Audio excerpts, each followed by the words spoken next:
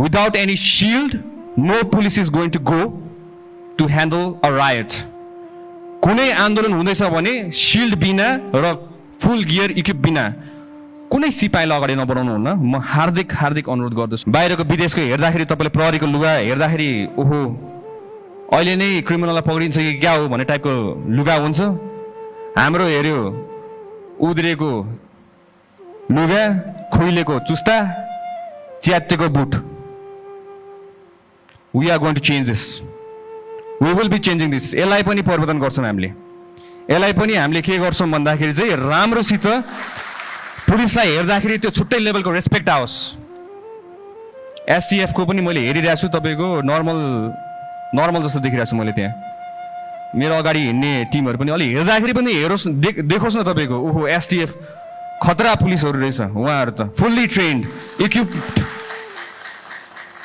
दंगा नियन्त्रण गर्न जाँदाखेरि दुईटा हात दिएर पठान्छ। कसरी गर्ने दंगा नियन्त्रण? तर दुईटा हातले आन्दोलन रोक्न सकिँदैन हजुर। हामीले माथिबाट निर्देशन दिँदै गर्दाखेरि तल्लो दर्जाको हाम्रो कर्मचारीहरूले कति रिस्क बेहोरेर तपाईको अगाडि उभिनुपर्छ, ज्यान धरापमा राखेर हुनुहुन्छ। At least we need to equip them. तपाईको त्यही अनुसारको शिल्ड, त्यही अनुसारको बुट, त्यही अनुसारको कम्युनिकेसन च्यानल्सहरू, इक्विपमेन्ट, गियर्स, ड्रोनको थ्रुबाट तपाईको असुर ग्यासहरू हाम्रो फाल्न मिलिहाल्छ। त्यही अनुसारमा अनाउन्समेन्ट गर्न मिलिहाल्छ। This is called modern policing. So will be modernising police in Nepal from now on.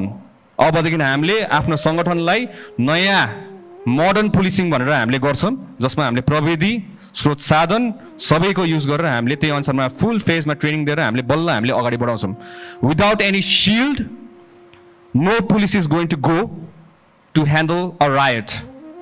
कुनै आन्दोलन हुँदैछ भने शिल्ड बिना र फुल गियर इक्विप बिना कुनै सिपाहीलाई अगाडि नबढाउनु हुन्न। म हार्दिक अनुरोध गर्दछु हाम्रो आइजिपी साहब र विभिन्न हाम्रो अधिकृत ज्यूहरूलाई पनि।